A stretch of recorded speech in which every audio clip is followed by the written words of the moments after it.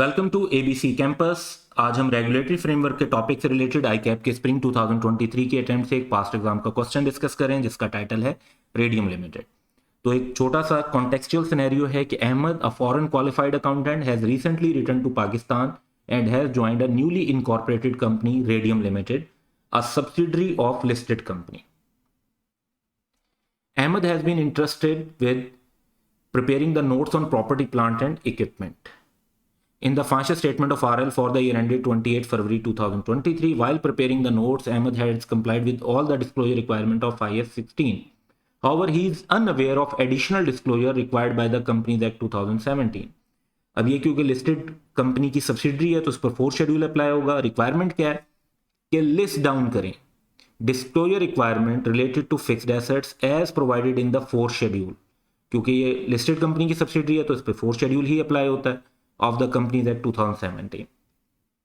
अब ये सारा जो है क्वेश्चन जो है वो इस अंडरस्टैंडिंग का है कि फोर्थ शेड्यूल की एक तो रिक्वायरमेंट आपको मेमोराइज होनी चाहिए, याद होनी चाहिए, तो यादाश्त आपकी यहाँ पे टेस्ट होगी।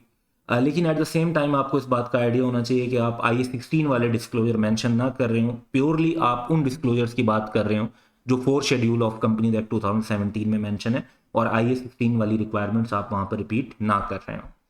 तो इस कॉन्टेक्स्ट में अगर हम इसका आंसर बनाएं तो सिंपली हमें क्योंकि चीज़ें लिस्ट डाउन करनी है तो जो डिस्क्लोजर्स हमें देने होंगे उसमें दो चीज़ें हैं। देखें, अगर आप फोर्थ शेड्यूल को देखें तो वो 3 पार्ट्स में डिवाइडेड है।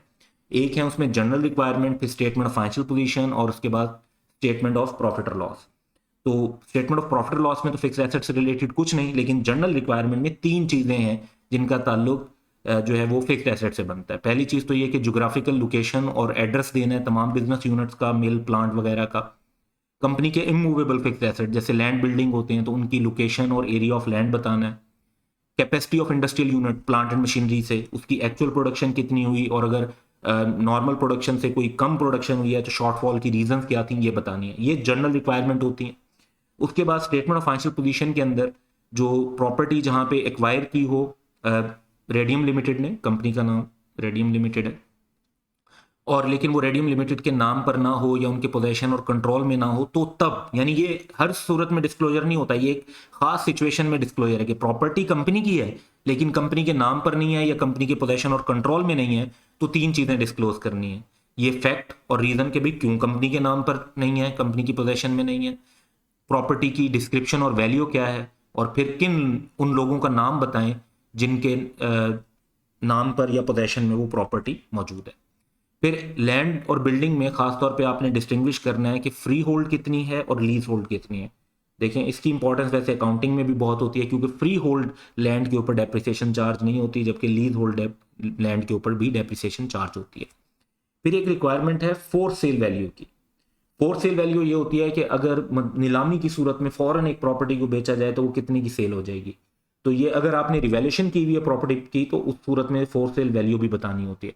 अब फोर्थ सेल वैल्यू अमूमन फेयर वैल्यू से डिफरेंट होती है और कम होती है, क्योंकि फेयर वैल्यू तो ये होती है कि आप मार्केट के अंदर बेचें नॉर्मल हालात के अंदर, जबकि फोर्थ सेल वैल्यू ये है कि फौरन और जल्दी में नीलामी करके बेच रहे हो तो अमूमन उसमें फेयर वैल्यू से कम वैल्यू फैच हो रही होती है।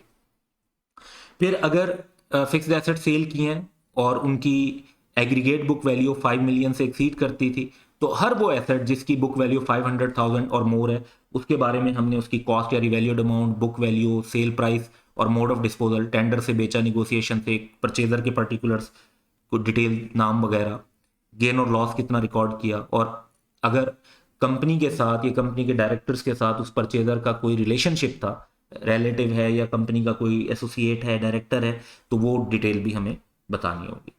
तो ये वो तमाम डिटेल हैं जो आपको बतानी होंगी। आई बिलीव के ये जो डिस्क्लोजर्स हैं ये ज़्यादा हैं और आप इसमें से थोड़े से कम भी अगर दे दें तो 6 मार्क्स के लिए वो सफिशेंट कंसीडर होंगे। लेकिन अब प्रिसाइजली मार्किंग स्कीम अभी तक अवेलेबल नहीं है, तो इसकी मार्किंग स्कीम भी देखिएगा कि उसमें कितने पॉइंट्स पर वो मार्क्स दे रहे हैं। एक्चुअली अगर आपका 6 मार्क्स हैं और 6 मेन रिक्वायरमेंट्स आप पूरी कर देते हैं तो आपको मार्क्स मिल जाने चाहिए। That's all for today. Have a good day.